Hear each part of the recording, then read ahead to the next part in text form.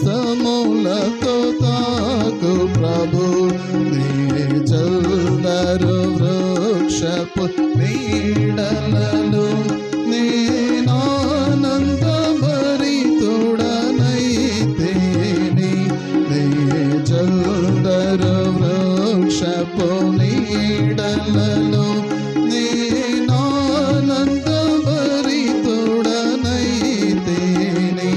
నా హృదయపు వాకిలి తీయుమని పలు దినములు మంచులో తడిసితివి నా హృదయపు వాకిలి తీయుమని పలు దినములు మంచులో నిలచితివి నీ శిరము వానకు తడిసినను నీ శిరము వానకు తడిసినను నన్ను రక్షించుటకు వేచితివి నన్ను రక్షించుటకు వేచితివి నీ జల్దరు వృక్షపు నీడలలో నేనానంద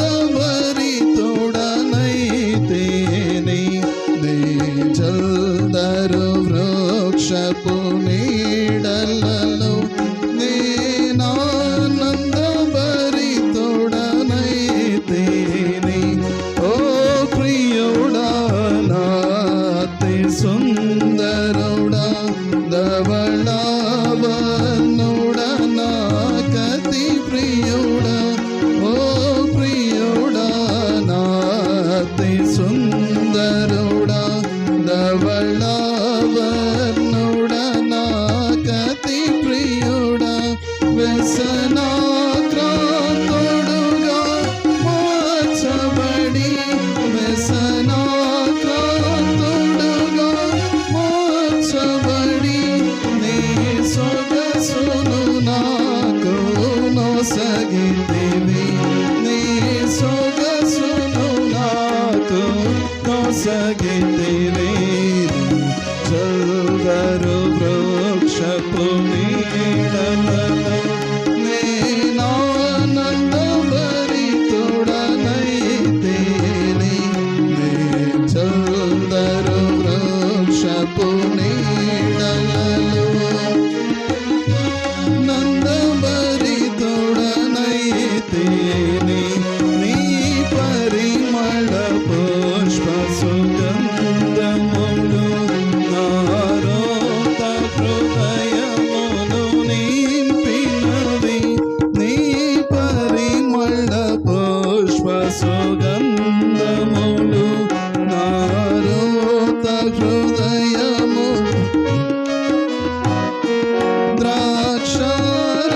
ద్రాక్షారసధారల కన్నమరి ద్రాక్షారసధారల కన్నమరి నీ ప్రేమే ఎంతో అతి మధురం నీ ప్రేమే ఎంతో అతి మధురం నీ జల్దరు వృక్షపు నీడలలో నేనానంద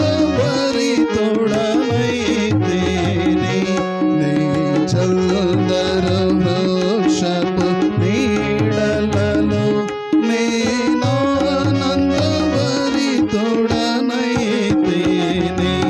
ఉన్నత శిఖరములను దాటుచును ఇదిగో అతడొచ్చుచున్నాడు ఉన్నత శిఖరములను దాటుచును ఇదిగో అతడొచ్చుచున్నాడు నా హృదయపు తలుపులు తెరచుకొని నా హృదయపు తలుపులు తెరచుకొని నా ప్రియుని కొరకు కనిపెట్టెదను నా ప్రియుని కొరకు కనిపెట్టెదను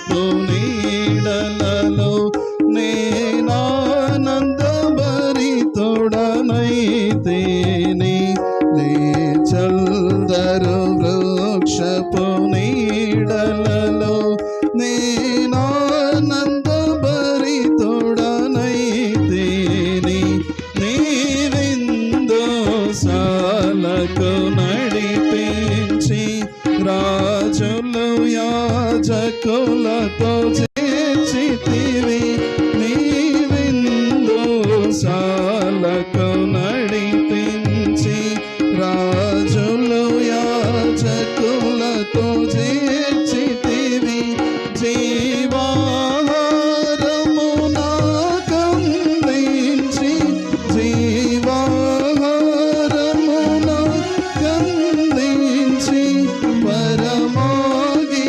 పరమగీతములను నేర్పితివి పరమగీతములను నేర్పితివి చల్దరు వృక్షపు నీడలలో నేనానందభరితుడనైతేనే చల్దరు వృక్షపు నీడలలో నేనానందభరితుడనైతేనే బలురాగసి వృక్షపు గాయములు బలురాగసి వృక్షపు గాయములు ప్రేమహస్తములతో తాకు ప్రభు ప్రేమహస్తములతో తాకు ప్రభు చల్దరు వృక్షపు నీడలలో నేనానందభరితుడనైతేనే చల్దరు వృక్షపు నీడలలో నేనానందభరితుడనైతేనే.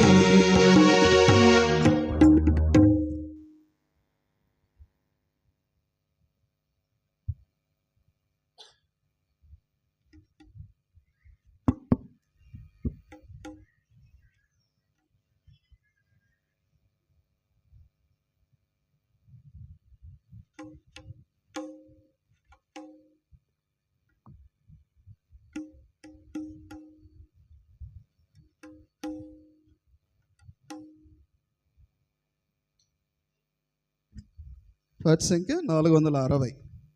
పాత పుస్తకంలో 457. క్రీస్తు ప్రభు తన రక్తమిచ్చి కొన్నట్టు సంఖ్య.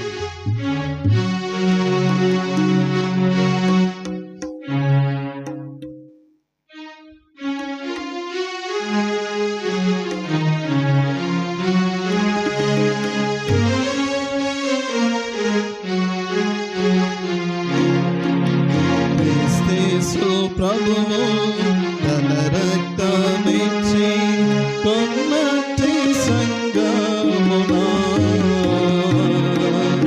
ఎవరు చేరెదరు వారి ధన్యులు పరలోకమే వారిది ఎవరు చేరెదరు వారి ధన్యులు పరలోకమే వారిది క్రీస్తు ప్రభువు తన రక్తమిచ్చి కొన్నట్టి సంగమున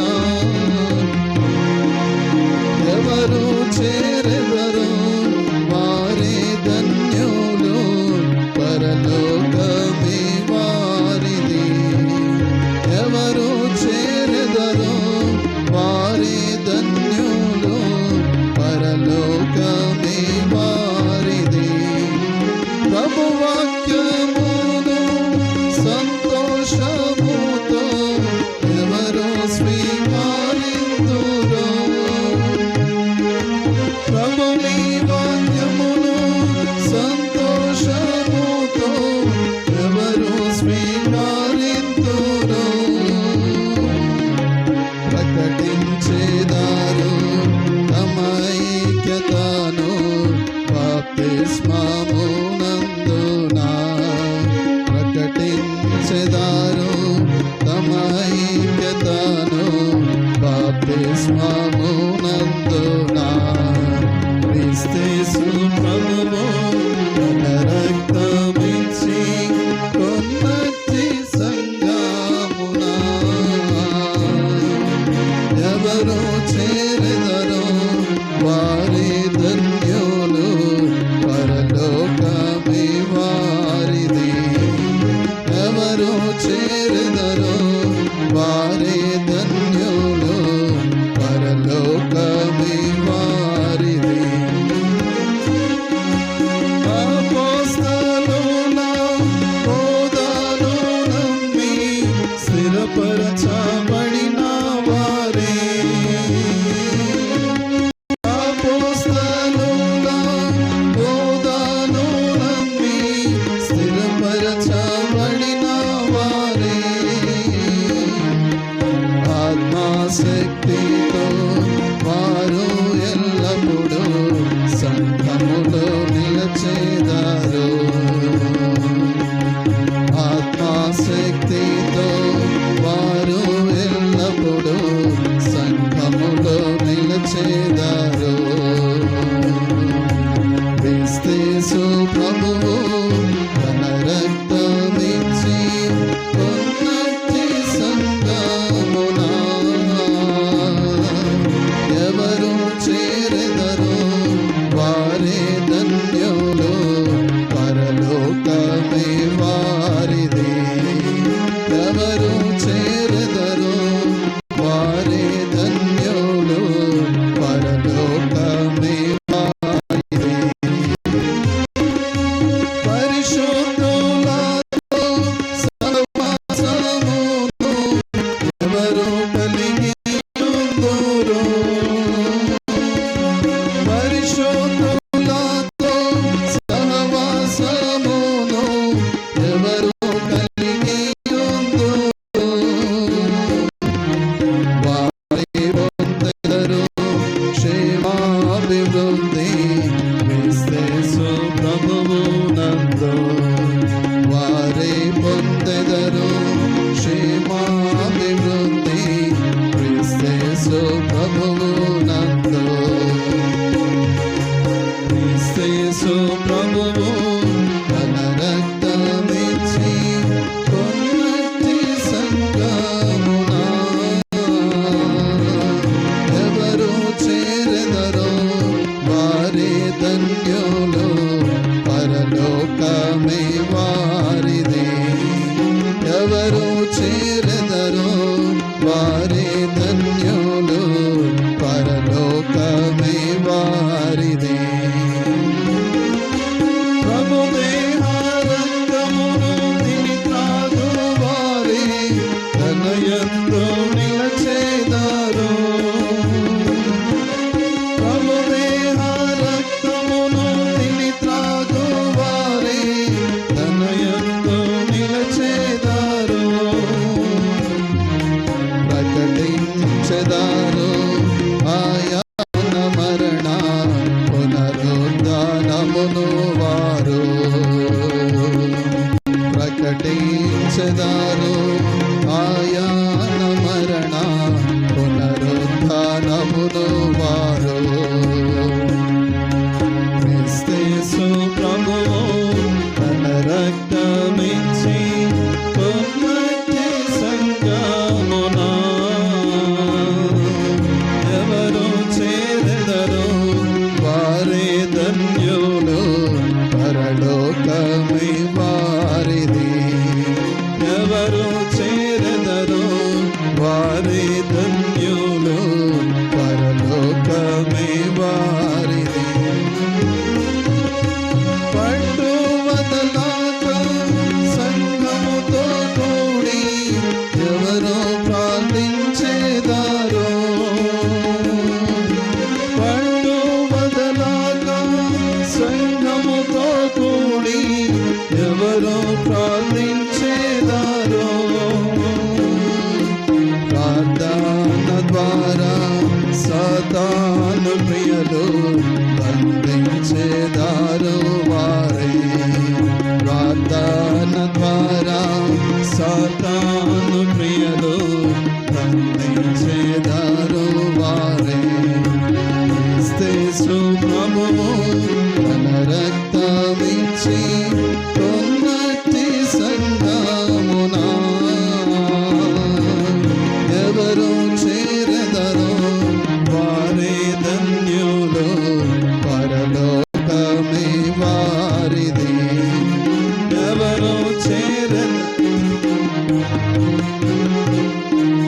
పరలోకమే వారిది.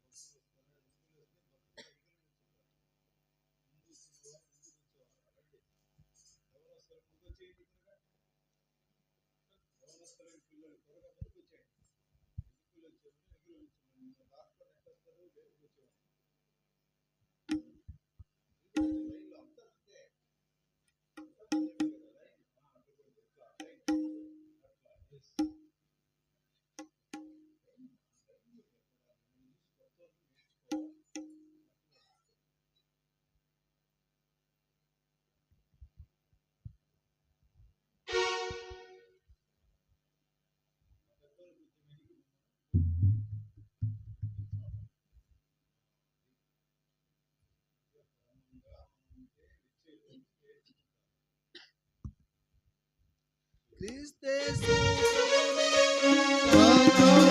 కొరకు ఎవరెవరో చూచెదారు. క్రీస్తు ప్రభుని ఆకాడ కొరకు ఎవరెవరో చూచెదారు.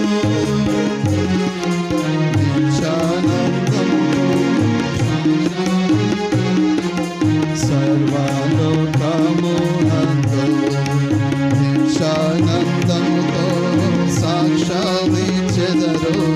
సర్వలోకమునందు క్రీస్తు ప్రభుని తన రక్తమిచ్చి కొన్నటి సంగమున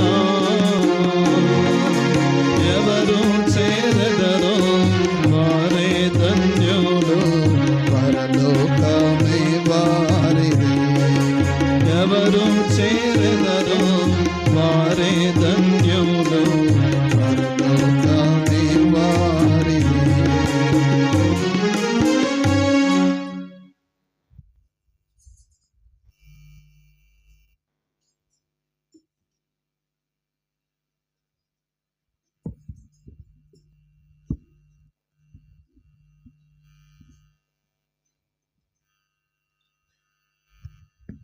బైబిల్ ఎత్తి కోరస్ పాడుకుందాం.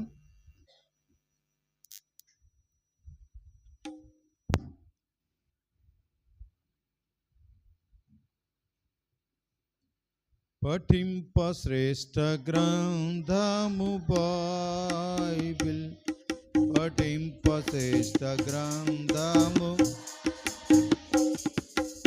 అనుదినం పఠించిన ప్రేమతోడ. ఓ పఠింప శ్రేష్ఠ గ్రంథము The best book to read is the Bible.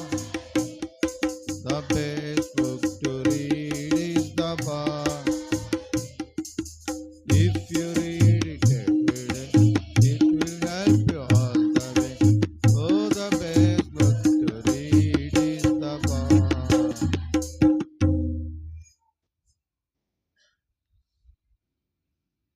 దేవుని వాక్యములో ప్రకటన గ్రంథము 1వ అధ్యాయం. ప్రకటన గ్రంథము 1వ అధ్యాయం.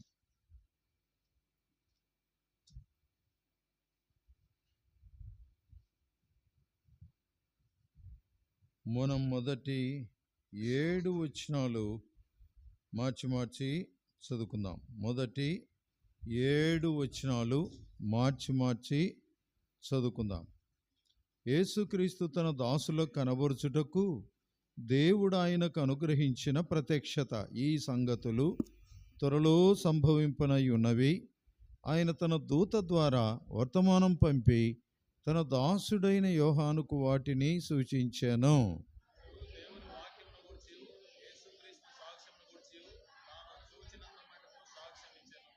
సమయం సమీపించినది గనక ఈ ప్రవచన వాక్యములు చదువువాడును వాటిని విని ఇందులో వ్రాయబడిన సంగతులు గైకొనువారును ధన్యులు.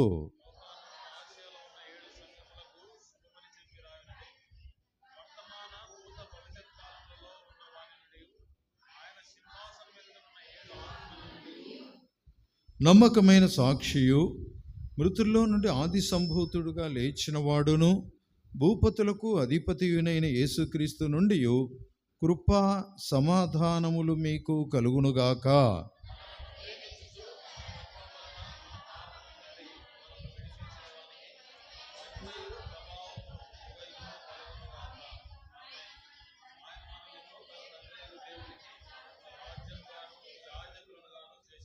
ఇదిగో ఆయన మేఘారుడై వచ్చుచున్నాడు, ప్రతి నేత్రము ఆయనను చూచును, ఆయన పొడిచిన వారును చూచెదరు, భూజనులందరూ ఆయనను చూచి రొమ్ము కొట్టుకొందురు. అవును, ఆమేన్. ప్రార్థన చేస్తాం. ప్రేమిన్ తండ్రి, ఈ వాక్య భాగమును మా కొరకై మీరు దీవించుము. నీ సన్నిధిలో మేము కూడి ప్రార్థించుట ద్వారా మా హృదయములను తెరువుము, వినుటకు చెవి, గ్రహించుటకు మనసు దయచేయము. సుధోబని కొద్ది మాటలు మా ప్రభువు యొక్క రాకడకును రాజ్యమునకు సిద్ధపరచుము, మెలకువగా ఉంచుము. చెడు కాలములో ఉన్నాం ప్రభువా, నీ ఆత్మచేత మమ్ము నింపబడుటకు, ప్రేరేపించబట్టకు, సరిచేయబట్టకు, సిద్ధపడుటకు దయగల ఆత్మ యొక్క అభిషేకం మాకు చాలిందిగా ఉంచు. నీ రక్త ప్రభావం కిందికి నన్ను మమ్మలను తెచ్చుకుంటూ వందనములతో జీవముతో కూడిన దేవుని మాటల యొక్క జీవం మేము పొందుదుముగాక అని ప్రార్థిస్తూ, నీ ప్రభావమునకు, రక్తశక్తికి, నమ్మకత్వానికి, నీ ఆత్మకు మేము అప్పగించుకుంటూ వచ్చిన బిడ్డలందరినీ బట్టి వందనములు. రావాల్సిన వారు కూడా ఆశ కలిగి ఆతృతతో దేవుని సన్నిధికి భారముతో వచ్చినట్లుగా సహాయించి యేసు ప్రభు నామములో ప్రార్థిస్తున్నాము తండ్రి.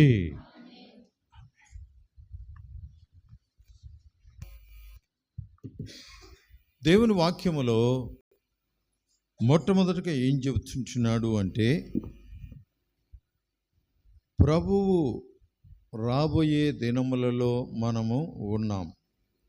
ప్రభువు వచ్చే దినములలో ఏం జరుగుతుంది అని అంటే, ఇజ్రాయెల్ దేశములో అందరూ సమకూర్చబడతారు అని మనము వింటా వచ్చాం.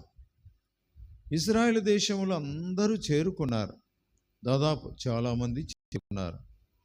ఎందుకు వాళ్ళు దేశం విడిచిపోయారు అంటే, యేసుప్రభు రాకడను గురించి మీకు చెప్తున్నాను, ఒట్టి కథలు కాదు, దూరపు దేశం గురించి చెప్పాలని కాదు. ఎందుకు వారు చెదిరిపోయారు అని అంటే, వారు దేవుని మాటలను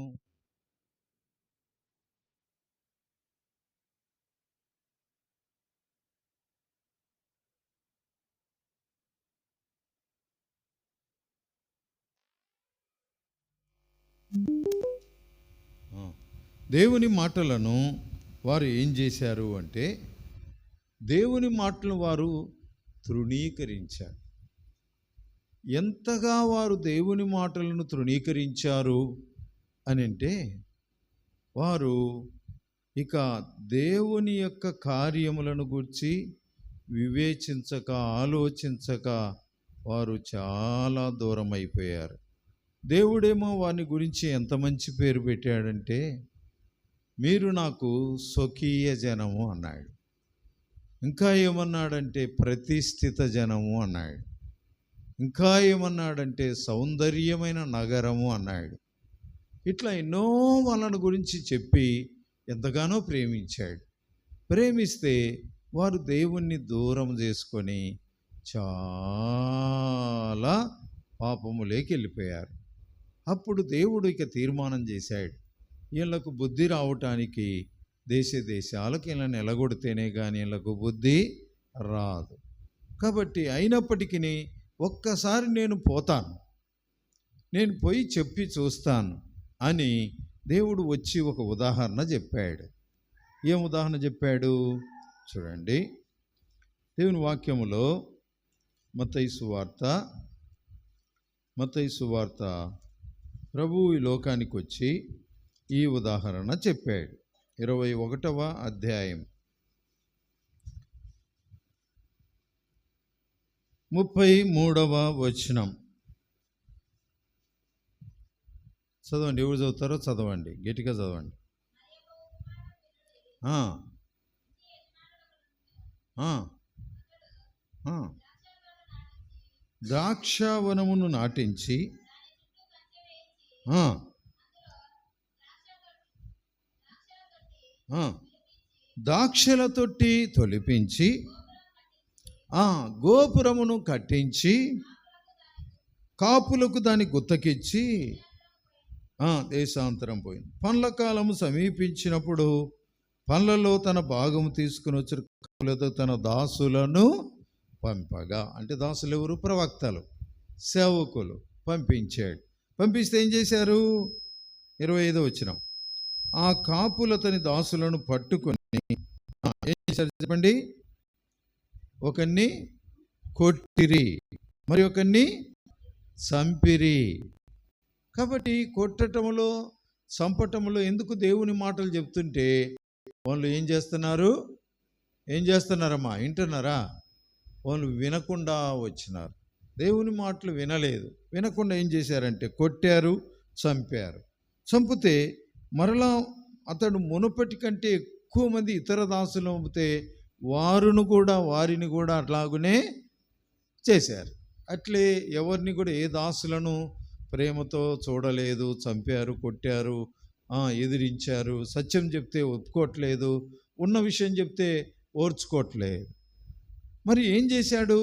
నా కుమారుణ్ణి సన్మానించెదరనుకొని నా కుమారుణ్ణి పంపిస్తే ఆ కుమారుణ్ణి గణపరుస్తారేమో, నా కుమారుణ్ణి వారి దగ్గరికి పంపిస్తే వారు హెచ్చిస్తారేమో, వారు కుమారుణ్ణి దగ్గరికి పంపిస్తే ప్రేమిస్తారేమో అని కుమారుణ్ణి పంపిస్తే, అరే ఇతడు వారసుడు, ఇతడే ఆయనకు వారసుడు కాబట్టి ఆ ద్రాక్ష తోట యజమానునికి ఇతడే వారసుడు, ఇతన్ని చంపినట్లయితే చివరకు ఏమవుతుంది? ముందు దాసులను పంపిస్తే కొట్టారు. ఎందుకు? ఇప్పుడు చెప్పాలా మీరు? దాసులను పంపిస్తే కొట్టారు, కొంతమంది చంపారు. వాళ్ళను కొడితే ఏం లాభం దొరుకుతుంది అంటే, వాళ్ళు కొడితే ఆ పంటను తీసుకోవటానికి వీలు పడుతుంది. ఆ పంటను వచ్చి ఫలం ఇయ్యండి అయ్యా అన్నాడు అనుకోండి, వాళ్ళని కొడితే పోయారు, ఆ ఫలమంతా తీసుకొని వెళ్ళిపోయారు. కొంతమంది చంపినప్పుడు ఆ ఫలం ఎంత పండిందో అది తీసుకుపోయారు. కానీ ఇంకా స్థలం వాళ్ళు ఆక్రమించలే. అయితే ఎవరైతే ఆ స్థలానికి సంబంధించిన యజమానుడు, ఆ యజమానుని కుమారుణ్ణి పంపించాడు. ఆ కుమారుడు ఆయన చంపేస్తే ఏం దొరుకుతుంది? స్థలమే దొరుకుతుంది. ఆ స్థలమే నాకు పూర్తిగా వశపరుచుకోవచ్చు. ఇట్లా బైబిల్లో పాత నిబంధనలు కొంతమంది చేశారు. వాళ్ళల్లో వాడు మనకు తెలిసిన వాడే. ఎవరిని చేశారు? నాబోతు ద్రాక్షావనాన్ని ఎవరు తీసుకున్నారు? ఆహాబు తీసుకున్నాడు. చూసినారా? ఆక్రమిస్తే అబద్ధ సాక్ష్యం చెప్పి తీసుకున్నాడు. నేనేమనేది గుర్తు చేస్తున్నానంటే, యేసు ప్రభువును పంపిస్తే, అంటే కుమారుణ్ణి పంపిస్తే ప్రేమిస్తారు అనుకొని ఆయన కుమారుణ్ణి పంపించాడు. కుమారుణ్ణి ఏం చేశారమ్మా? ఏం చేశారు చూడండి. ఆ కుమారుణ్ణి ఏం చేశారంటే, దయతో దేవుని వాక్యములో 27 మత్తయి సువార్త 27వ అధ్యాయం 25వ వచనం.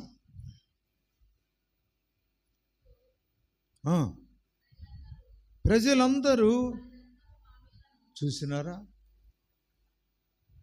ఈ పిలాతు అన్నాడు, ఏమన్నాడంటే, ఆయన రక్తము నిమిత్తము నేను నీతిమంతుణ్ణి, ఈ నీతిమంతుని జోలికి నేను పోను, కాబట్టి ఈ నీతిమంతుని రక్తమును గురించి నేను నిరపరాధిని. నిరపరాధిని అంటే చెప్పండి.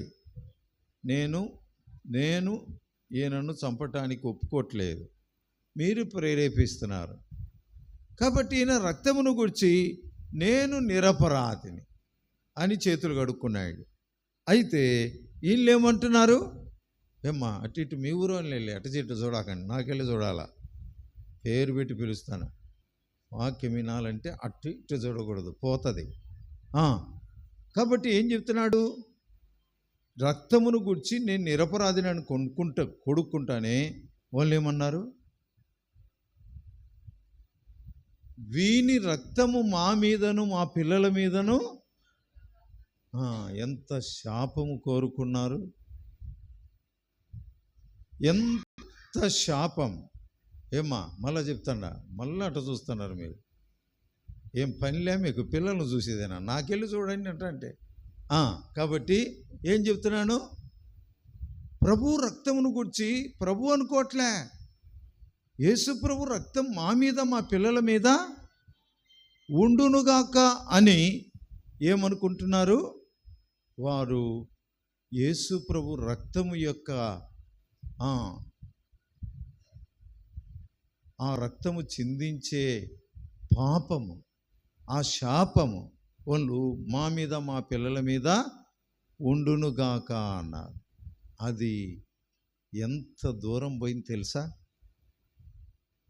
1900 ఏళ్ళు, ఒక్కరోజు కాదు, 2 రోజులు కాదు, 1 సంవత్సరం కాదు, 100 సంవత్సరాలు కాదు, 1900 ఏళ్ళు యెరూషలేములో లేకుండా తుడిచేశారు,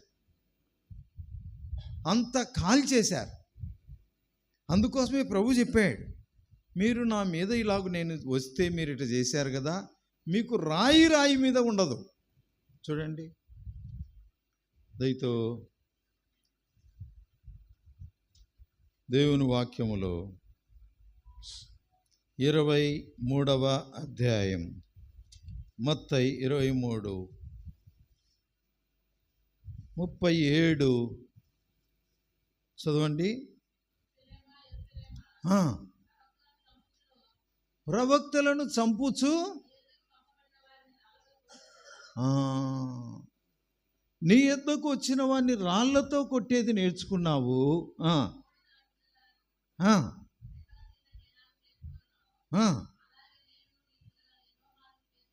ఎన్నోసార్లు మీ పిల్లలందరినీ నా రెక్కల కిందికి తెచ్చుకోవాలంటే మీరు వల్లకపోతే అంటే ఇష్టపడలేదు. మీ ఇల్లు మీకు విడవబడి ఉన్నదని ఇక్కడ సింపుల్గా రాశాడు. లూకాసు వార్తలో ఏం రాశాడు చూడండి. లూకాసు వార్త 19వ అధ్యాయం 40వ వచనం, 40 కాదు 41.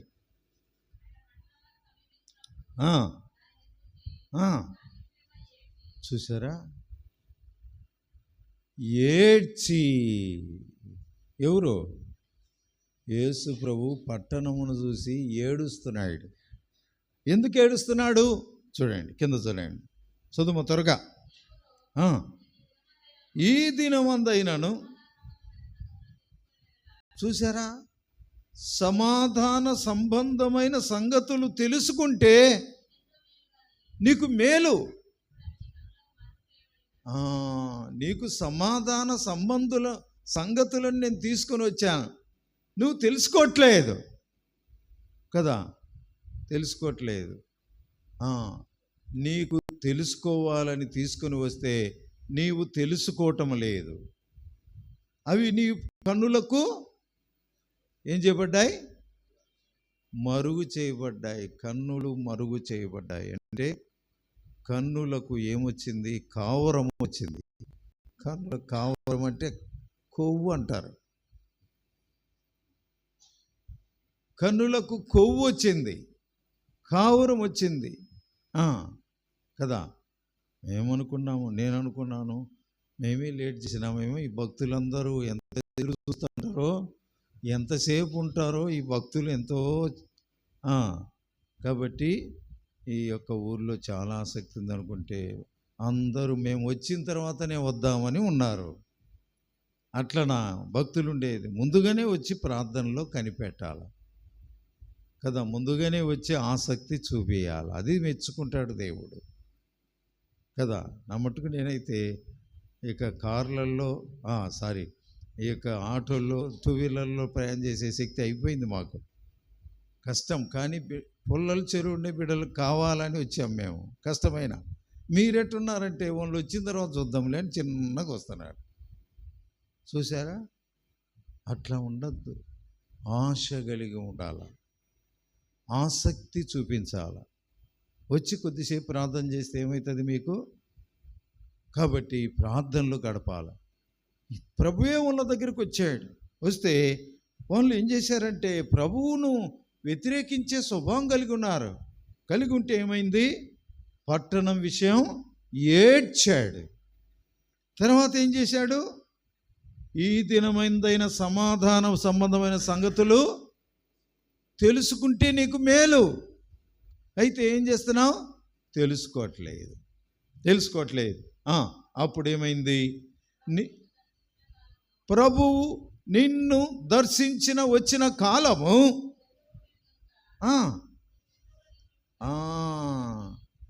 ప్రభువు నీ కొరకు సమాధాన సంగతులు తెచ్చాడు. నీ కొరకు దేవుని యొక్క సన్నిధిని తీసుకొని వచ్చాడు. ఆయన నీ కొరకు రెక్కలతో కప్పుతానని చెప్పి, కప్పుదాన్ని కోడి పిల్లల కిందికి పక్షి గద్ద ఎగురుతుంటే తర్వాత ప్రెప అంటానే అవి వస్తాయి, కుక్కు అంటానే వచ్చేస్తాయి. వస్తాయని నా రెక్కల కిందికి రావాలని చూశాను, వద్దనుకుంటున్నారు. కాబట్టి నీ కన్నులకు ఈ మరుగు చేయబడ్డాయి, నీ చుట్టూ శత్రువులు వస్తారు. ప్రభు చెప్పిన మాట. కాబట్టి నీ పక్కన శత్రువులు వచ్చి ముద్దు పెట్టుకుంటారా? శత్రువులు వచ్చి ఏం చేస్తారమ్మా? ఎంత కష్టపెట్టాలో అంత కష్టపెడతారు. శత్రువు మిత్రుడైతే కష్టపెట్టాడు, శత్రువు కష్టపెడతాడు. అందుకోసమే శత్రువుకి ఏమి ఇవ్వకూడదు? స్థలం ఇవ్వకూడదు. శత్రువుకు అవకాశము ఇవ్వకూడదు. ఇస్తే వాడు ఎంతైనా పాడు చేస్తాడు. శత్రువు ఎంతైనా ఘోరమైన పాపానికి పొరికొల్పుతాడు కదా, ఎంతైనా పాపమును చేయించేదానికి కదా. ఇప్పుడు ఉదాహరణ, శత్రువుకు సౌలు రాజు ఏం చేసినాడు? సౌలు రాజు ఏం చేశాడు? స్థలం ఇచ్చాడు. ఇస్తానే తనకు మేలు చేసే దావీదుని చంపాలని చూశారా? దావీదునే చంపాలని ఎదురు చూశాడు. అనంతరము చివరికి ఎక్కడికి పోయాడు అంటే కర్ణపిశాచపు స్త్రీ దగ్గరికి ఎల్లగొట్టిందినే మళ్ళీ ఆడికి పోయాడు. ఏమంటే శత్రువు భ్రష్టత్వంలోనికి తీసిపోతాడు. అందుకోసమే అపవాదికి చోటు ఇవ్వకూడదు, శత్రువు కొంచెం కూడా ఇవ్వకూడదు. కాబట్టి శత్రువు వచ్చి గట్టుగట్టి ముట్టడి వేసి అన్ని పక్కల నిన్ను అరికట్టి నీలో ఉన్న నీ పిల్లలతో కూడా నిన్ను నేల కలుపుతాడు. నీ పిల్లలను నేల కలుపుతాడు అంటే అర్థం ఏంటి? నీ పిల్లలను చంపుతాడు. శత్రువు ఊరుకుంటాడా? అట్లా ఎంతమంది చచ్చిపోయినారంటే, హిట్లర్ అనే ఒక రాజు లక్షల మందిని, దాదాపు 10 లక్షల పైన అనుకుంటాను, మనకు కరెక్ట్ తెలీదు, 10 లక్షల వరకు గ్యాస్ ఛాంబర్లో వేసి చంపాడు ఇశ్రాయేలీయులను. అందరూ దేశాలకు వెళ్ళిపోయారు. యెరూషలేము కాలిపోయింది. యెరూషలేము ఇక ఏమీ లేకుండా పోయింది. ఏడుపు వాళ్ళకు మిగిలింది. అందుకోసమే సౌందర్యమైన నగరము ఏలపాడాయను అంటాడు విలాప వాక్యములో. సౌందర్యమైన నగరం, దేవుడు నివసించే నగరం పాడైపోయింది. కాబట్టి అటువంటి పాడైపోయిన నగరము ఎన్నేళ్ళు? 1900 ఏళ్ళు. 1900 ఏళ్ళు వాళ్లకు యేసు ప్రభువు వచ్చిపోయి ఎన్నేళ్ళు అయిందని చెప్పుకుంటాం? 2026 సంవత్సరాలప్పుడు ప్రభు వచ్చాడనేటి మనం ఈ 2026 అని క్యాలెండర్ వేసుకుంటాం కదా. వాళ్ళు 1900 ఏళ్ళు పూర్తిగా దూరం అయితే యేసుక్రీస్తు ప్రభువారు మళ్ళా ఒక మాట చెప్పాడు, అంజూరపు చెట్టు చిగిరిస్తుంది. అదే హెజ్కేల్ అన్నాడు, ప్రపంచంలో చెదిరిపోయిన స్థలాల్లో మీరు ఒక మాట అంటారు, ఏమని? వీళ్ళే నా దేవుని ప్రజలు. ఏం నిద్ర వస్తుందా? పని చేసి వచ్చినవా? వీళ్ళేనా దేవుని ప్రజలు, వీళ్ళేనా, వీళ్ళు యెహోవాను సేవించే వాళ్ళ అని వేరే దేశాల్లో ఎగతాళిగా మాట్లాడితే నాకు చింత కలిగింది అంటాడు దేవుడు. చూడండి, హెజ్కేలు గ్రంథం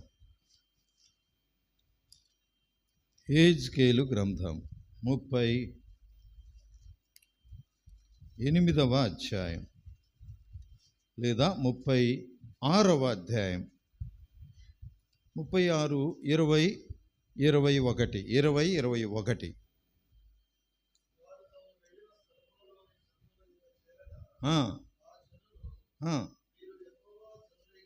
వీళ్ళు దేవుని జనులే కదా, ఆయన దేశములో నుండి ఇక్కడికి ఈ దేశాలకు వచ్చిన వాళ్ళు కదా. చెప్పుట వలన నా పరిశుద్ధ నామము యొక్క శక్తి కలిగిన నామమునకు దూషణ కలిగింది.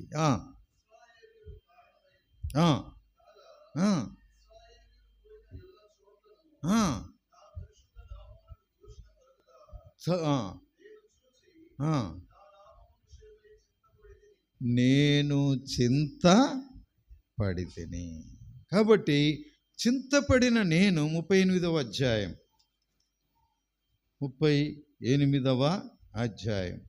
12వ వచనం.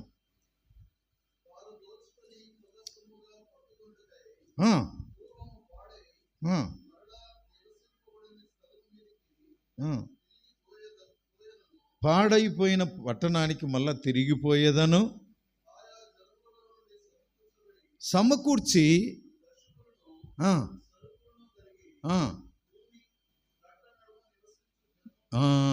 భూమి నట్ట నడుమ నివసిస్తారు.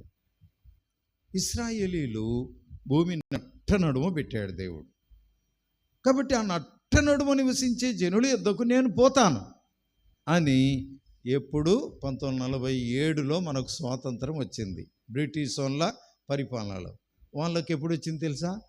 1948లో వాళ్ళకు స్వాతంత్రం వచ్చింది. 1972లో ప్రపంచ పటములోకి ఎక్కించారు. అంతవరకు ప్రపంచ పటములో లేదు. ఎందుకు? తుడిచేస్తాడు, రాయి మీద రాయి లేకుండా పోతుందని ప్రభువే చెప్పాడు. తర్వాత అందుకోసమే ఇప్పుడు ఆ యొక్క మందిరము లేక వాళ్ళు గోడ కాడికి పోయి ప్రార్థన చేస్తూ ఉంటారు, మీరు ఎరుగుదురు యూట్యూబ్లలో. కాబట్టి ఇప్పుడు ప్రభు అన్నాడు, అంత్యదినం నా ఆత్మ కుమ్మరిస్తానని తన ఆత్మను కుమ్మరించి ఇప్పుడు ఇజ్రాయేలీలందరినీ సమకూర్చాడు. ఇప్పుడు ఏడుస్తారు వాళ్ళు. ఏం ఏడుస్తారు? జకరియా గ్రంథం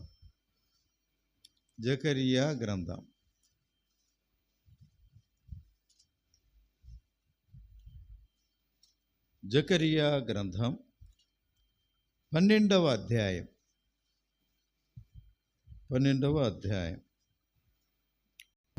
అధ్యాయం దయతో ఇప్పుడు నేను వారిని బలమైన పట్టణముగా చేస్తాను. 2వ వచనంలో రాయబడింది, చదువు.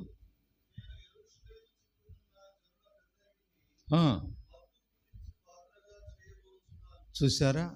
యెరూషలేములో దేవుని ప్రజలందరినీ బలమైనగా చేస్తున్నాను. భూజనులందరూ దానికి విరోధులై 3వ వచనంలో కూడుకుంటారు. అంటే ఇప్పుడు అందరూ కూడా కూడుకుంటారు. అయితే 10వ వచనం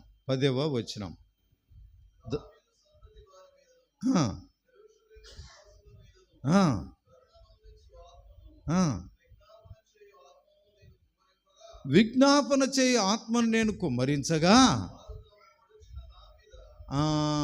పొడిచిన నా మీద. చూసారా? నన్ను పొడిచారు, ఇప్పుడు దృష్టి పెట్టుకుంటారు. పొడిచిన నా మీద దృష్టి పెట్టుకొని ఏడుస్తారు. ఎట్లా ఏడుస్తారు? ఒక పెద్ద కొడుకు చచ్చిపోతే ఏడ్చినట్లు, ఏడుస్తారట. జ్యేష్ఠపుత్రుడు చనిపోతే ఏడ్చినట్లు ఏడుస్తారట. కాబట్టి ఒక ఏక కుమారుడు, ఒకే కుమారుడు ఉంటే సస్తే ఎంత ఏడుస్తారో అంత ఏడుస్తారట.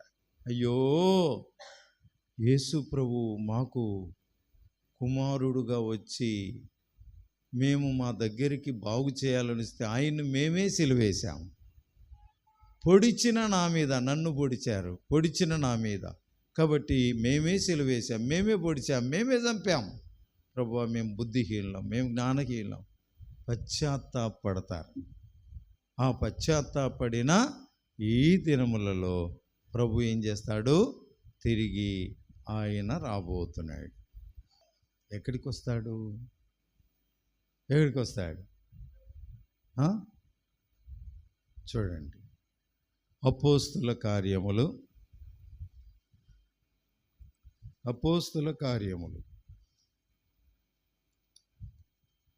1వ అధ్యాయం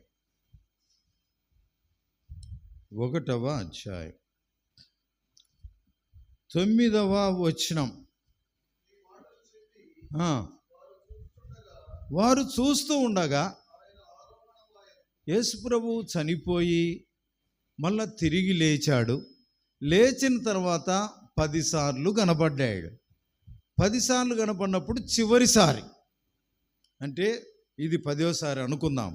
ఈ 10వసారి ఏం చెప్తున్నాడంటే, చూస్తూ ఉండగా ఆరోహణమైపోతున్నాడు. ఆరోహణం అంటే పైకి ఎక్కటం, అవరోహణము అంటే కిందికి దిగటం. గుర్తుపెట్టుకోండి, బైబిల్లో ఉంది ఆ మాట. అవరోహణం అంటే కిందికి దిగటం, ఆరోహణము అంటే పైకి పోవటం. కాబట్టి ఇప్పుడు పైకి పోతున్నాడు. పోకముందు ఒక మాట, కన్నులకు కనబడకుండా ఒక మేఘం ఆయన్ను మేఘం వచ్చి ఏం చేసింది? ఇట కప్పేసుకున్నది. కప్పేస్తే అప్పుడు ఇద్దరు తెల్లని వస్త్రములు ధరించుకుని 2 మనుషులు వచ్చారు, అంటే దేవదూతలు వచ్చారు. వచ్చి ఏమంటున్నారంటే, గల్లే మనుషులారా, చెప్పండి, మీరెందుకు నిలిచి ఆకాశం వైపు చూస్తున్నారు? ఎందుకు చూస్తున్నారు ఇట్లా అంటూ ఓ మాట అన్నాడు. మీ యొద్ద నుండి పరలోకమునకు చేర్చబడిన యేసే మేఘం వచ్చి కనబడకుండా తీసుకుపోయినాడే, ఆ యేసు ప్రభువే ఏ రీతిగా పరలోకమునకు వెళ్ళాడో ఆ రీతిగానే, చెప్పండి, తిరిగి వచ్చును. ఏ రీతిగా పోయాడో, ఏమ్మా కలుముయ్యాకండి, ఏ రీతిగా వెళ్ళాడో ఆ రీతిగా వస్తాడు. కాబట్టి వచ్చేటప్పటికి మనం ఎట్లుండాలనే దాని గురించి చెప్పాలని ఇంతసేపు చెప్పింది. మనం ఎట్లుండాలా? ప్రభు వస్తాడు. అందుకోసమే అప్పుడు ఎక్కడికి వస్తాడు ఆయన? 12వ వచనం. వారు ఒలీవల మనబడిన కొండ నుండి యెరూషలేమునకు తిరిగి వెళ్ళారు. ఎక్కడి నుంచి పైకి పోయినాడు ప్రభు? ఒలీవం అనే కొండ నుండి పైకి పోయాడు. యేసు ప్రభు ఎక్కడికి వస్తాడు? మళ్ళా జకరియా 14:4 వచనంలో ఒలీవలమనే కొండ మీదికే వస్తాడు. చూడండి, జకరియా 14:4.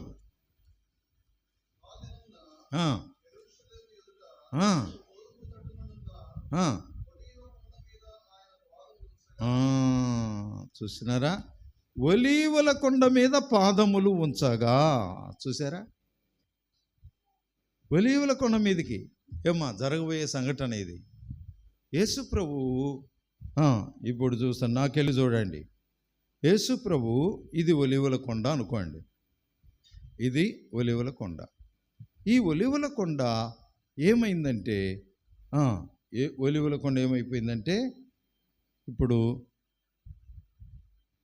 ఉన్నట్టుండి ప్రభు ఏమేం చేశాడంటే పైకి వెళ్ళిపోయాడు. వెళ్ళిపోతే 2 దేవదూతలు చెప్తున్నారు, ఇక్కడుండే శిష్యులారా ఎందుకు ఇట్లే చూస్తున్నారు? ఏ రీతిగా యేసు ప్రభు పరలోకానికి పోయాడో ఆ రీతిగానే ఈ కొండ మీదకే వస్తాడు. వచ్చి అడుగు పెట్టగానే ఏమవుతుంది? అడుగు పెట్టగానే ఈ యొక్క పట్టణము చూడండి, ఆ, ఆ. చూసారా, ఇది ఒలివల కొండ. ఈ కొండ ఏమైందంటే, ఇది అన్ని రెండు కలిపి కొండ అనుకోండి. ఇట చూడండి, కొండ రెండుగా విడిపోయింది. ఇట్ట విడిపోయింది. విడిపోయిన కొండ ఇట్లే లేదు, ఇట తిరిగింది. తూర్పు ఎక్కడమ్మా? ఇటువైపు, ఇటు సైడేనా? ఇటు వస్తుందా? సరే, నేను ఇప్పుడు చెప్తాను. ఇది ఏం చేసిందంటే, ఇది రెండుగా ఎట్లా ఎట్లా తీలింది? ఇప్పుడు ఈ తూర్పా?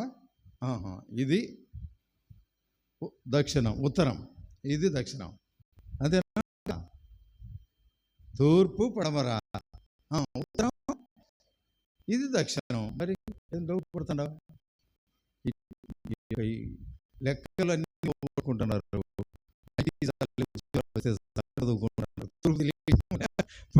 తెలియటం లేదు. కాబట్టి ఇదివరకు మాకు ఖచ్చితంగా తెలుసుకున్నాం అన్నీ. ఇప్పుడు ఏమైందంటే, ఇప్పుడు ఈ కొండ ఏమైపోయిందంటే, ఉన్నట్టుండి ఈ కొండ ప్రభు పాదములు పెట్టగానే తూర్పు వైపు పడమర వైపు ఇట్లా చీలింది. చూడండి, ఇట్లా చీలింది. చీలితే దారి ఎట్లుంది చెప్పండి? ఉత్తరం దక్షిణం. కానీ ఈ కొండలు ఇట్లా లేవు. ఈ కొండలు చూడండి, ఉత్తరం తట్టు దక్షిణం తట్టు తిరిగాననింది. చూడండి చూడండి అన్నమాట.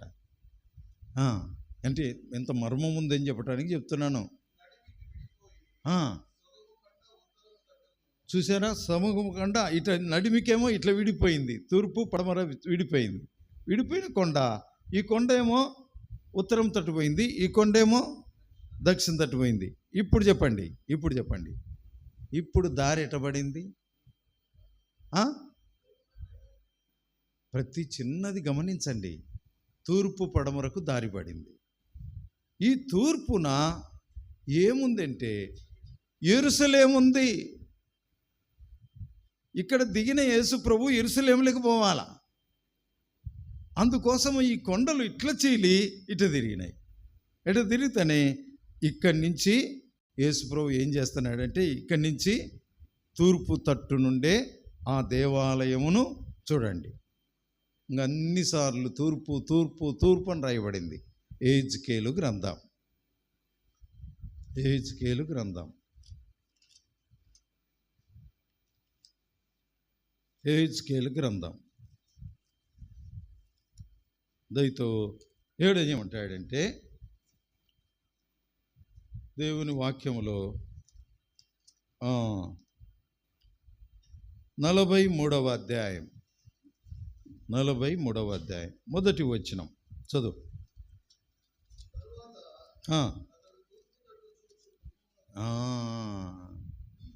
తూర్పు తట్టు చూచు గుమ్మం వైపు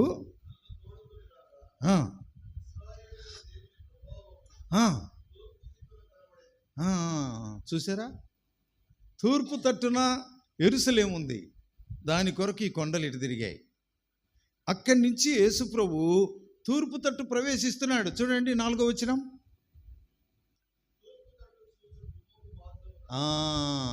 తూర్పు తట్టు చూచు గుమ్మపు మార్గమున అక్కడి నుంచి మందిరంలోనికి, యెరూషలేము మందిరంలోనికి ప్రవేశించి.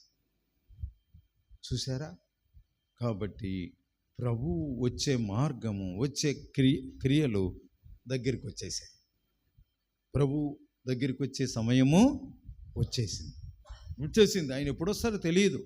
ఎందుకంటే ఎప్పుడో చెప్పాడు, నేను త్వరగా వస్తున్నాను. నేను వచ్చేటప్పటికి ఎవరైతే మెలకువగా ఉంటారో, మనం ఎట్లుండాలి ఆయన వచ్చేటప్పటికి? చూడండి, మిగతా ఎక్కువ సైడ్ వద్దులేండి, మీకు అర్థం కావు కాబట్టి, హిస్టరీ అర్థం కాదు. కానీ ఏమంటే చూడండి, వచ్చేటప్పటికి ఎట్లుండాలంటే, మత్తయి సువార్త, లూకా సువార్త 21వ అధ్యాయం, లూకా 21, 21, 34.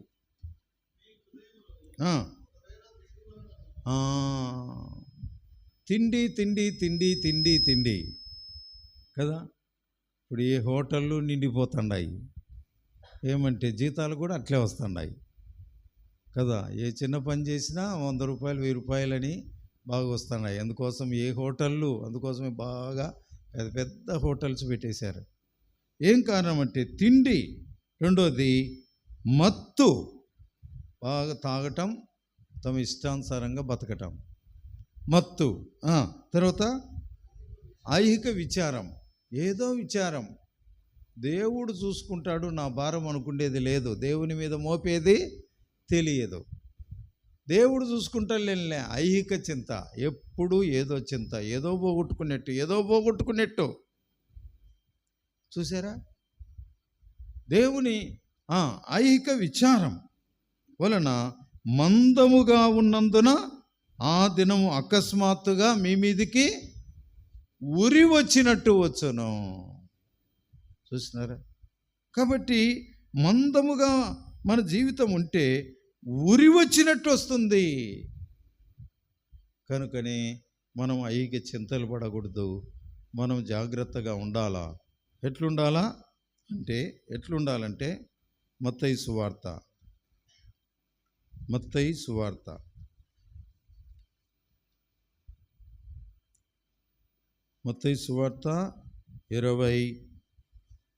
24వ అధ్యాయం 44 చదువు.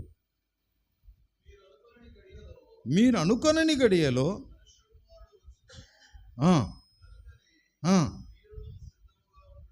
మీరును సిద్ధముగా ఉండుడి, మనుష్య కుమారుడు వస్తాడు. 33వ వచనం. మీరు అనుకొనని గడియలో యేసుప్రభు వస్తాడు, ద్వారము దగ్గరనే ఉంటాడు. చూసారా, ద్వారము దగ్గరికి వచ్చేసినాడు. అంటే ప్రభు చెప్పిన మాటలన్నీ నెరవేర్చి మనకు రావటానికి దగ్గరికి వచ్చేసాడు. కాబట్టి మనం ఎట్లుండాలి అంటే 6వ అధ్యాయం, మత్తయి 6వ అధ్యాయం 33వ వచనం.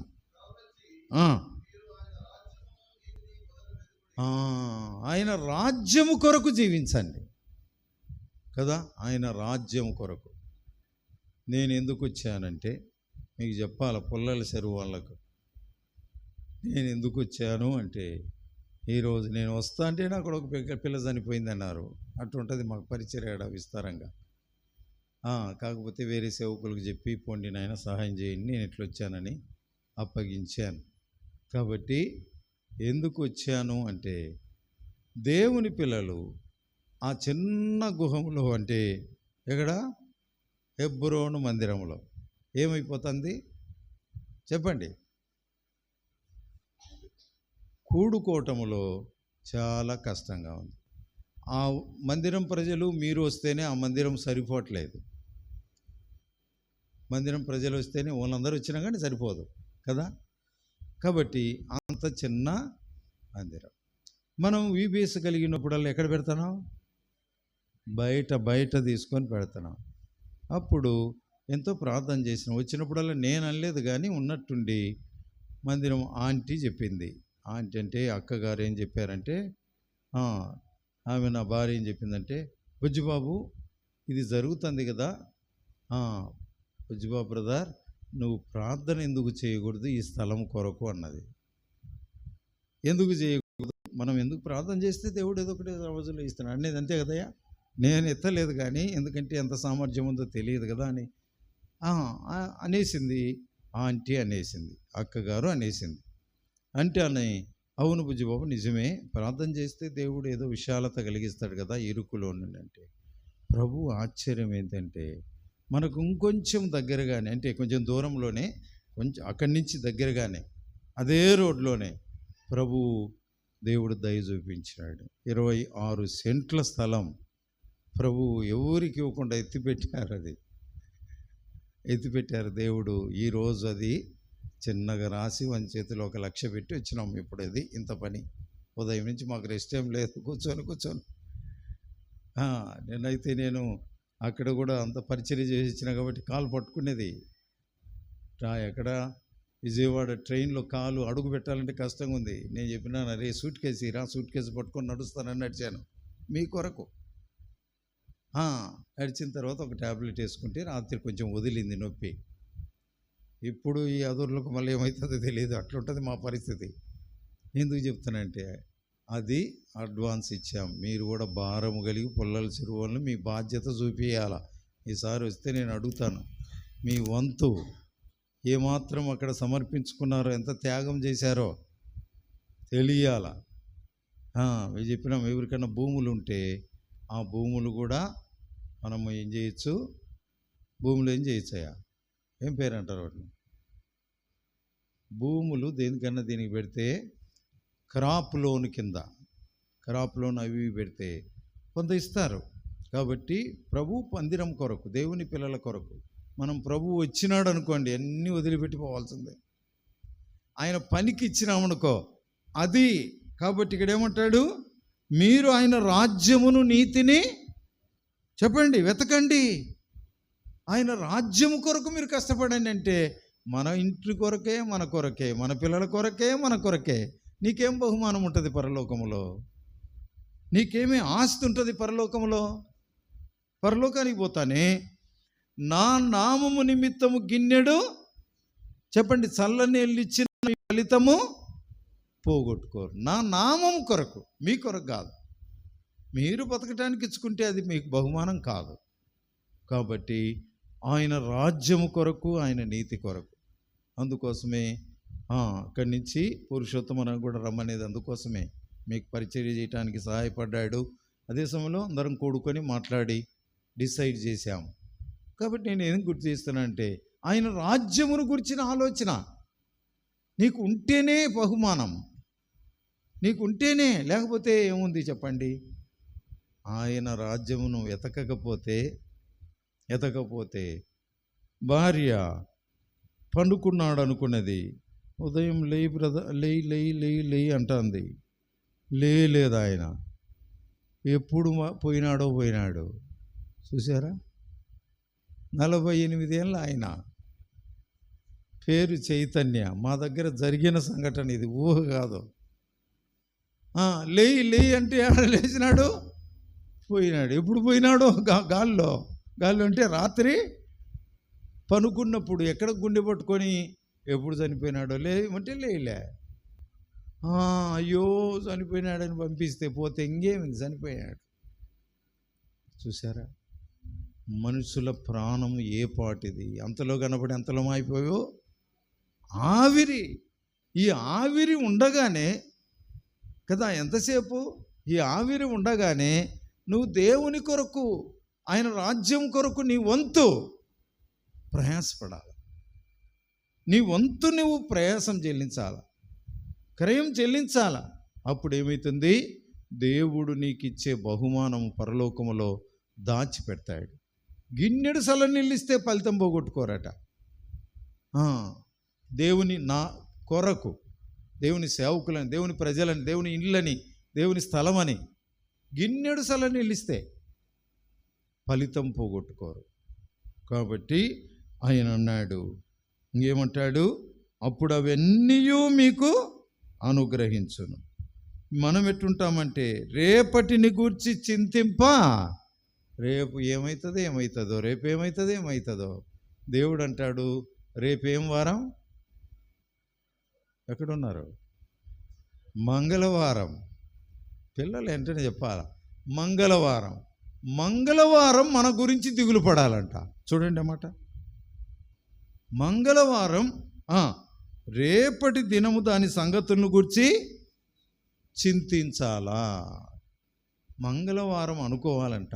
దేవుని బిడ్డలు నా మీదకి, నా లోపలికి వస్తారు, నేను ఎట్లా సహాయం చేయాలని రేపటి దినం మంగళవారం మన గురించి ఆలోచన చేయాలంట. ఇంకా చూడండి, మనం ఎట్టుంటాం? రేపు ఏం చేయాలి ఎప్పుడు చింతపడుతూ ఉంటాం. రేపు మొన్నాడు, లేకపోతే మన పిల్లలకి ఏం చేయాలా, ఇదే చింత. లేదన్నాడు, రేపటి దినము మీ గురించి చింతించును. చూసారా, మంగళవారం మిమ్మల్ని గురించి చింతపడుతుంది కనుక ఏనాటి కీడు ఆనాటికి ఈరోజు దేవా కాపాడావు నీకు స్తోత్రం అనుకొని పనుకోవాలండి, అంతే. రేపు బతికుంటామో పోతామో. కాబట్టి జాగ్రత్త, ఈ లోకంలో ఉండగా మెలకువగా ఉండాల.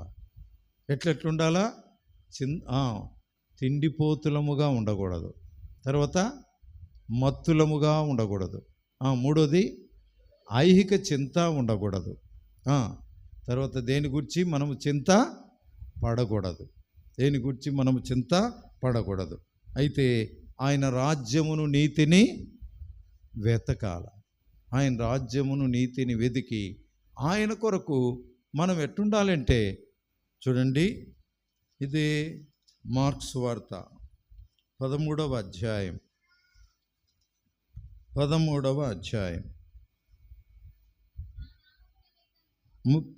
ఎక్కడ ఎన్నో వచనం? 33వ వచనం. మార్కు 13:33. జాగ్రత్త పడండి, మెలకువగా ఉండి ప్రార్థనలో గడపండి. ఆ కాలం ఎప్పుడు వస్తుందో తెలియదు.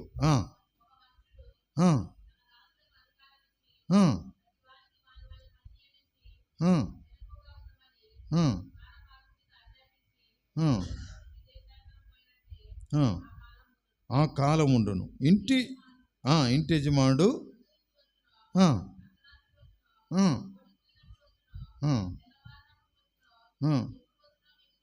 తెలియదు గనక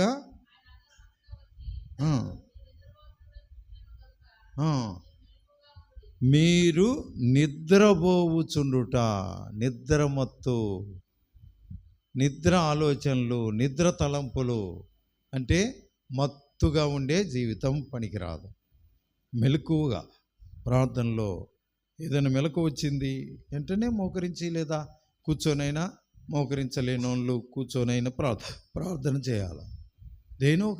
ఏదో సమస్య కొరకు, దేని కొరకు ప్రార్థనలు గడపాల. మత్తుగా ఉండకూడదు, మెలకువగా ఉండాల.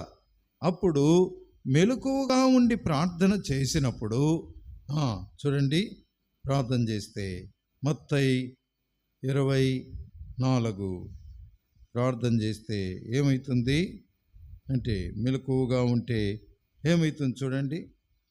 44:45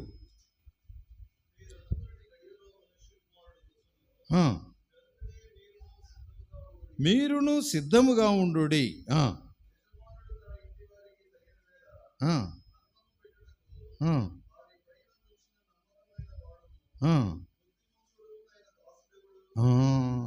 నమ్మకంగా ఉండాల.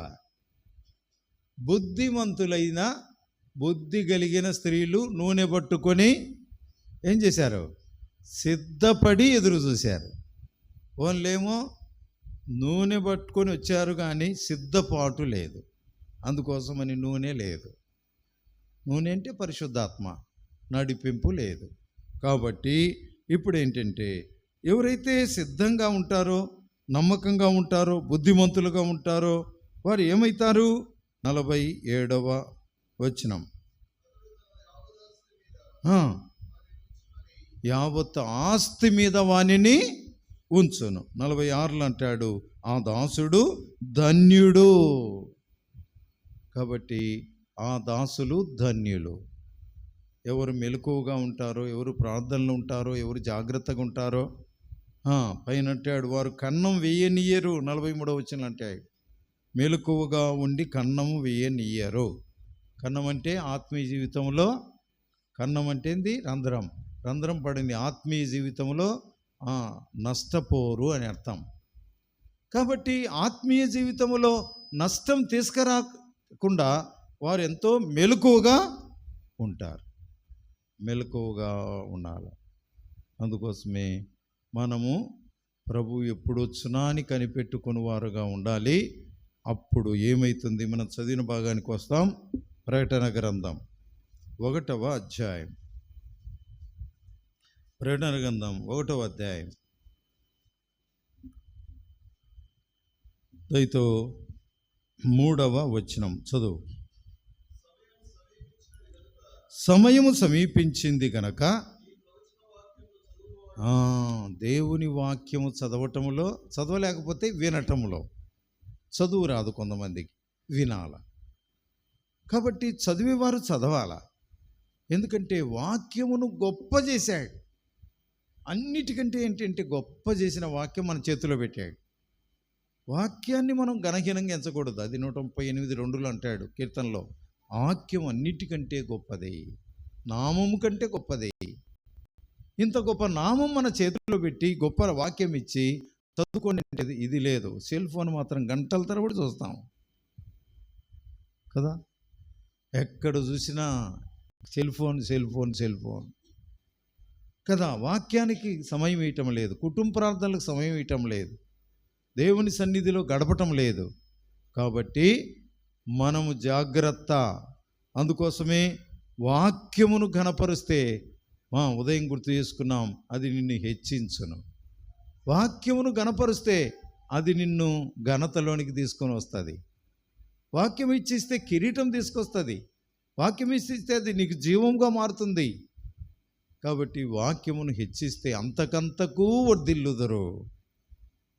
వాక్యమును గనపరచు, వాక్యానికి సమయమే.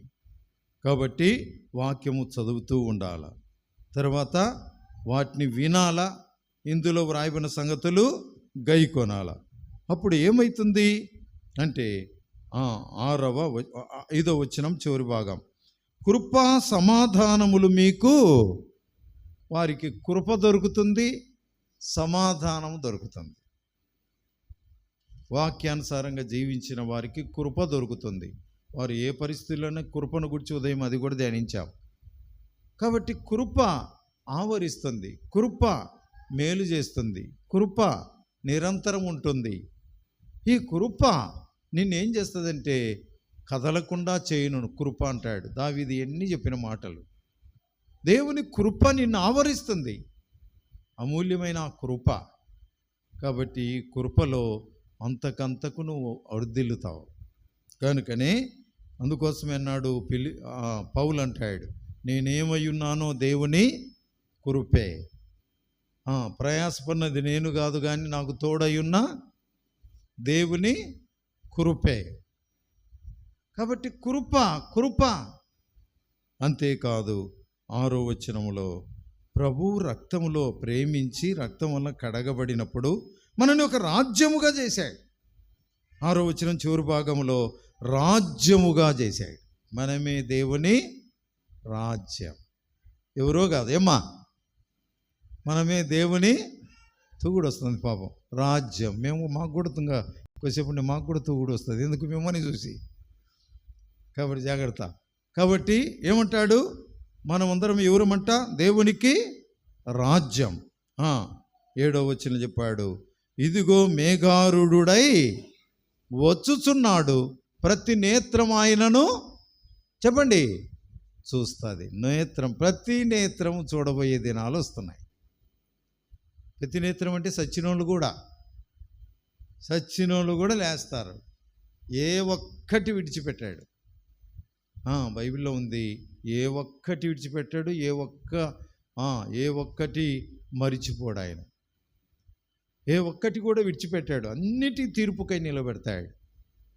కాబట్టి మనము మేఘారుడై వచ్చినప్పుడు ప్రతి నేత్రం ఆయన చూస్తుంది.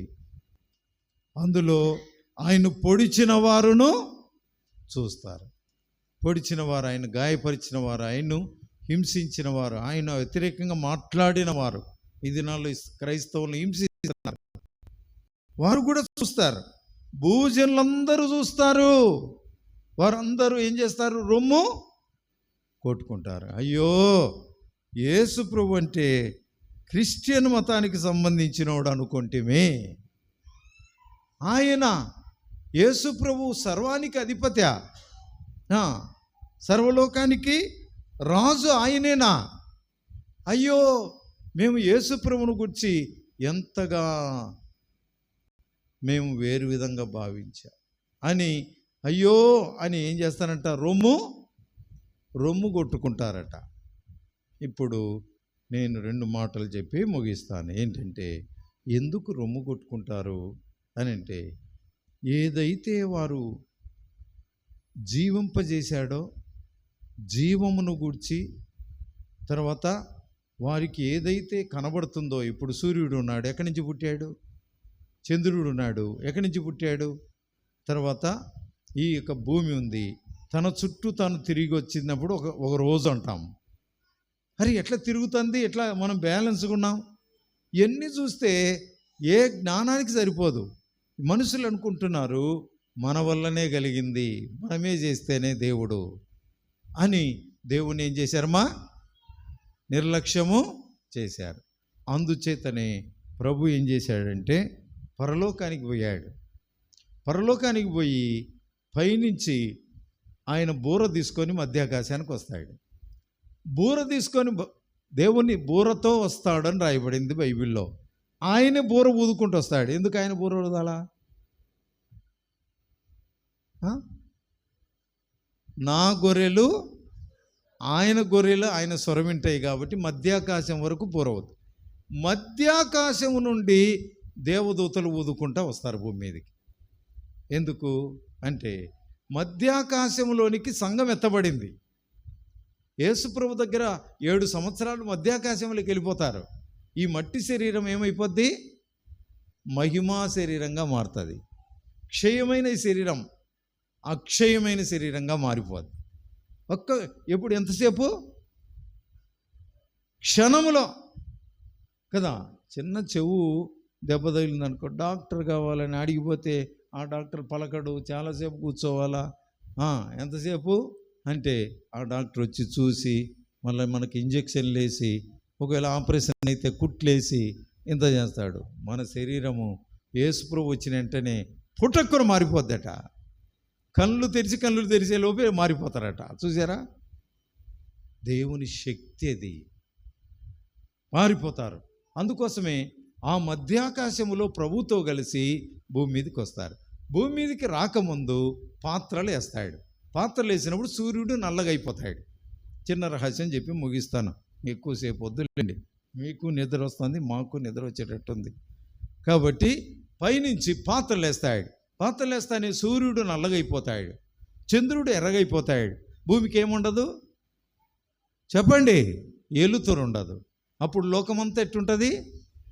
చీకటి అయిపోతుంది. అందుకోసమే జఫన్య 1:16 ఉంది, 15 ఉంది. గాఢాంధకారము కమ్మును, భూమి అంతటికి గాఢాంధకారము కమ్మును అని రాయబడింది. గాఢాంధకారం. చదువు, ఇటుకి చదువు.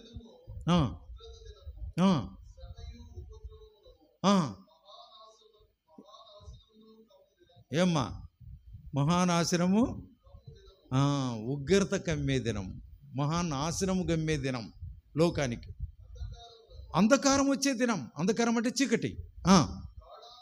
గాఢాంధకారం కమ్ముతుంది. అంటే గాఢాంధకారం అంటే మనిషికి కనబడ్డు. ఎందుకంటే సూర్యుడు నల్లగైపోతాడు, చంద్రుడు. వీళ్ళు అప్పుడు 7 ఏళ్ళు జరిగిన తర్వాత యేసు ప్రభు సంఘముతో మనతో కలిసి, అంటే మనతో అంటే ప్రభుని నమ్మి ఎత్తబడిన వాళ్ళు, మళ్ళీ అందరు కాదు, పులసిరులు అందరు ఎత్తబడతారు అనుకోకండి. సిద్ధపడిన వారే, నూనె కలిగిన వారే, మెలకువగున్నవారే ఎత్తబడినప్పుడు వాళ్ళని తీసుకొని ప్రభు అందరూ కలిసి వచ్చినప్పుడు అప్పుడు ఏముంటుంది? యేసు ప్రభు వచ్చేటప్పటికి సూర్యుడు లేడు, చంద్రుడు లేడు. కానీ యేసు ప్రభు ఒక మాట అనిపోయినాడు. ఏమని? లోకమునకు నేను, ఇప్పుడు చెప్పండి ఏమ్మా లోకానికి యేసు ప్రభు వెలుగు. కాబట్టి వెలుగైన ప్రభువు మనల్ని ఏం చేశాడు? మీరు లోకమునకు వెలుగైన. ఇప్పుడు చెప్పండి, చీకటి ఉంది, పైనుంచి వచ్చే ప్రజలు వెలుగు కలిగి వస్తున్నారు, యేసు ప్రభు కూడా వెలుగుతో వస్తున్నాడు. అప్పుడు ఇంకా ప్రపంచంలో ఉండేటోళ్ళందరికీ యేసు ప్రభు కనపడతాడా లేడా? ఎందుకు? చీకటిలో నుండి వెలుగు వస్తూ ఉంది. ఏంటి వెలుగుని చూస్తారు. అందుకోసమే ప్రతి నేత్రము చూచున్నమాట. ప్రతి నేత్రం చూసి రొమ్ము కొట్టుకుంటారు. అయ్యో యేసు ప్రభు అంటే అది క్రైస్తవుల మతం అనుకొని ఎంత మోసపోయాము. ఈయన సర్వానికి అధిపత్య, సర్వలోక నాథుడా, ఆయన లేకుండా వెలుతురే లేదా? అప్పుడు భూమి మీదకి వచ్చి ఒలీవల కొండ మీద దిగి 1000 ఏళ్ళు పరిపాలన చేసి ఇంకా ఈ భూమిని కాల్చేస్తాడు. అది జరగబోయేది. 1000 ఏళ్ళు భూమి మీద పరిపాలన చేపిస్తాడు. ఎవరి చేత? మనలను. అందుకోసమే మనలను రాజులైన యాజకులు 1000 ఏళ్ళు మనం పరిపాలన చేస్తాం. 45 కీర్తన కొమ్మడి చదవండి, ముగిస్తాం. 45 కీర్తన. భూమి ఎందంతటా కీర్తనలు 45:16 వచనం. కుమారులుందరు. చూసినారా? భూమి ఎందంతటా మనం అధికారులం అయిపోతున్నాం. అదే యెషయా 60లో అంటాడు, నీ వెలుగునకు, ఎందుకంటే చీకట్లో ఉంది ఎంత లోకం. అప్పుడు మనము కూడా, ఇప్పుడు ఉదాహరణ, నాకు ఒక ఏరియా ఇచ్చినాడు అనుకోండి. ఒకవేళ మనకు తెలిసినట్లు హైదరాబాద్ నాకు ఏలుకోమని చెప్పినాడు అనుకోండి. అనుకుంటే ఆ ప్రజలందరూ ఎక్కడికి రావాలి తెలుసా? చూడండి ఆ మాట, ఎంత మంచి మాట. యెషయా గ్రంథం 60వ అధ్యాయం 1-2 వచనాల్లో చక్కటి మాట రాయబడింది. నీకు వెలుగు వచ్చినది, లెమ్ము తేజరిల్లు, యెహోవా మహిమ నీ మీద కనబడుచున్నది. దేవుని మహిమ నీ మీద కనబడుతుంది. చూడుము, భూమికి చీకటి. ఏమ్మా? భూమికి చీకటి. భూమికి చీకటి అంటే కటిక చీకటి, అంటే సూర్యుడు లేడు, చంద్రుడు లేడు, కటిక చీకటి కమ్ముచున్నది. అయితే దేవుని వెలుగు మన మీద ఉదయిస్తూ ఉంది కాబట్టి, ఆయన మహిమ నీ మీద ఉంది కనుక, ఇప్పుడు చెప్పండి, జనములు చెప్పండి మన మీద ఉన్న వెలుగునకు జనాలు వస్తారట. ఏమని వస్తారు?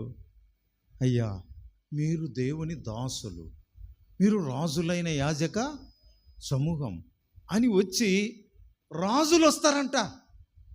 వచ్చి 49 యెషయా గ్రంథంలో వచ్చి ఊరుకుంటారా? చూడండి, రాజులు వచ్చి పాలు ఇస్తారంట. పాలు తాగండి అయ్యా అని రాజులు. యెషయా 49:22 వచనం.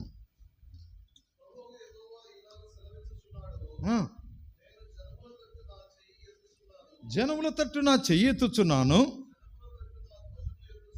జనముల తట్టు నా ధ్వజం ఎత్తుచున్నాను. ధ్వజం అంటే విజయం. నీ కుమారులు ఉమ్మనుంచుకొని వచ్చేదారు, మోయబడతారు. చూసారా? రాజులు, ఆ ఏరియాలో ఉండే రాజులు వచ్చి పోషించు, అయ్యగారు తీసుకోండి అని. వాళ్ళ భార్యలు వచ్చి, రాణులు నీకు పాలిస్తారంట. ఎవరికి? దేవుని పిల్లలకు.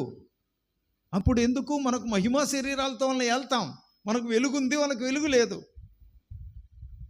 కాబట్టి మనలో నుంచి వెలుగులో వాళ్ళు నడుచుకుంటారు.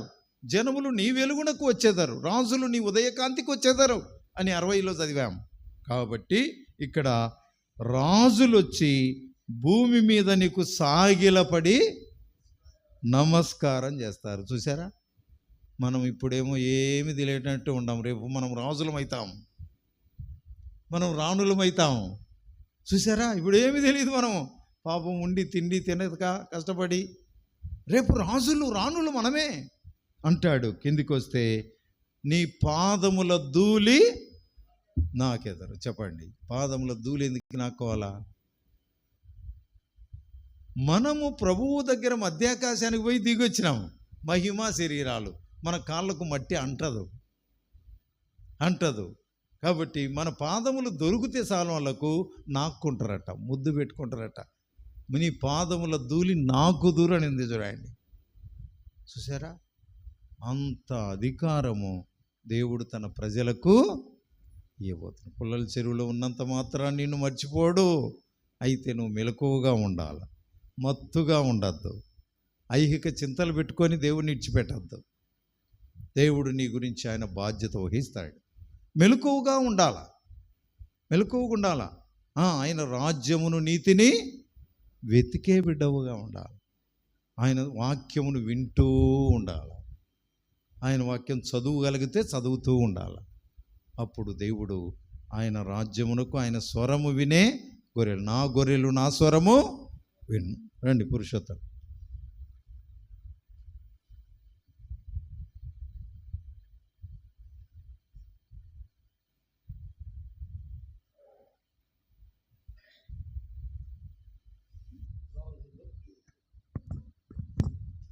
ప్రేమైన మా పరలోకపు తండ్రి, పరిశుద్ధమైన దేవ, యేసుక్రీస్తు వారి శ్రేష్టమైన ఘనమైన నామమును బట్టి ఈ రాత్రి నీ పాసంలో కనబడడానికి మీరు మాకు ఇచ్చిన మంచి సమయాన్ని బట్టి స్తోత్రములు చెల్లిస్తూ ఉంటున్నాం. నీ యొక్క సన్నిధిని మాకు అనుగ్రహింపజేసి ఇదివరకు ప్రభు మీ దాసుని బలపరిచి మా అక్కరి నిమిత్తమై మీరు మాట్లాడుతూ వచ్చిన ప్రతి లేఖన భాగములకై స్తోత్రములు చెల్లిస్తూ ఉంటున్నాం. చివరి దినాలు, అంత్య దినాలు, అపాయకర దినాల్లో మేము ఉంటా ఉన్నాం. ఇరువుడి దినాల్లో ప్రభావ మేము భూమి మీద ఎలాగ జీవించాలో, ఎలాగ మీ రాజ్యం కొరకై సిద్ధపడాలో, ప్రభావ ఇచ్చే రాజ్యంలో దేవ నిశ్చలమైన రాజ్యంలో మేము ఉంటే కొరకై భూమి మీద మేము మెలకువ కలిగి ప్రభావ పరిశుద్ధాత్మ శక్తి కలిగి ఈ లోకం జీవించడానికి మాటలుగా చూస్తూ ఉంటున్నాం. ఒకనాడు ప్రభావ మేము ఈ లోకంలో మెలకువ కలిగి ఉంటే ప్రభావ మీ యొక్క నా గొర్రెలు నా స్వరం విను అన్నారు. ప్రభా మీరు బూర ఊదినప్పుడు ప్రభా మేము విని ప్రభా మహిమాశ్చర్యంతో నీతో కూడా ఉండే భాగ్యం మీరు మాకు ఇస్తున్నందుకై వందనాలు చెల్లిస్తున్నాం. తిరిగి ప్రభా వెయ్యేళ్ళ పరిపాలనలో ప్రభా లెమ్ము తేజనిలమును నీ మహిమ నీ మీదకి వచ్చిన వాక్యం సెలవిస్తూ ఉంది. దేవా మా యొక్క వెలుగు ద్వారా రాజులు, గనులు, గొప్పవారు అనేకులు చూస్తారని వాక్యం సెలవిస్తూ ఉంది. ప్రభా నిజమే, అటువంటి రాజ్యం కొరకై, అటువంటి ప్రభా నిత్యత్వం కొరకై మేము భూమి మీద ప్రభా సిద్ధపాటు కలిగిన దాని కొరకై, మెలకు కలిగిన దాని కొరకై నన్ను మా సంఘాన్ని మీరు సిద్ధపరచవలసిందిగా ప్రార్థన చేస్తూ ఉంటున్నాం. విత్తబడిన మాటలు మా హృదయాల్లో భద్రపరచము. మీరు ఆకలికై సంపూర్ణముగా ఈ లోకంలో ప్రభా ఈ లోకంలో నీకు నమ్మకస్తులముగా, యథార్థవంతులుగా పరిశుద్ధమైన జీవితం జీవిస్తూ ఈ రాజ్యం కొరకు సంపూర్ణముగా నీ వాక్యం చేత సిద్ధపడడానికి నన్ను మమ్మల్ని సిద్ధపరచవలసిందిగా ప్రార్థన చేస్తూ ఉంటున్నాం. బుద్ధి కలిగిన కన్యకులు ప్రభా వారు సిద్ధపడ్డారు కాబట్టి ప్రభా పెళ్లి కుమారుతో దేవ లోపలికి వెళ్తూ వచ్చినారు. అటువంటి జీవితం మాకు అనుగ్రహింపచేయండి. ఇతబడిన మాటలు దీవించమని, మా హృదయాలు భద్రపరచమని, సంఘాన్ని ఆత్మీయ బలపరచము. రాను దినాల్లో ఈ సంఘం నాడు క్షమాపణ దయచేయము. పెరియలు సరిహద్దులు విశాలపరచము. మీ దాసుని పరిచయ దీవెనకరంగా చేయమని మీ దయల స్థలకు అప్పగిస్తూ నీకే మహిమ, నీకే ఘనత, నీకే ప్రభావం చెల్లిస్తూ యేసుక్రీస్తు వారి పరిశుద్ధమైన నామున ప్రార్థించి వేడుచున్నాము తండ్రి, ఆమేన్. సిద్ధులగు వారిన్ మన ప్రభు శుద్ధి చేయునిలన్, సిద్ధులగు వారిన్ మన ప్రభు శుద్ధి చేయునిలన్, కమల చేత బుద్ధిహీనులను శ్రమల చేత బాధులుగా చేయున్, వేదనతో బుద్ధిహీనులను శ్రమల చేత బాధులుగా చేయున్, వేదనతో కలిగించు సాతాను ప్రభు నిరాకడ దినమే పరుగులిడరండి, సుదినమే ప్రభు నిరాకడ దినమే పరుగులిడరండి, సుదినమే. ప్రకటనలు జ్ఞాపకం చేసుకోండి. మరి ప్రార్థన చేయండి. అన్న చెప్పినట్టుగా స్థలం అయితే తీసుకోవడం జరిగింది. అయితే దానికి మనం సంపూర్తిగా డబ్బు చెల్లించాలి. కాబట్టి ఈ విషయంలో మీరు ప్రార్థన చేయండి. తర్వాత అన్న కొరకు, అన్న ఆరోగ్యం కొరకు, కుటుంబం కొరకు, తర్వాత పురుషోత్తమ అన్న కొరకు, గోబ్లెస్ అన్న వచ్చిన గిద్దలు ఉండి వచ్చిన వెంకటపతి నరసింహ చక్రాన్ని అందరి కొరకు కూడా మీ సొంత ప్రార్థనలో జ్ఞాపకం చేసుకున్నాను.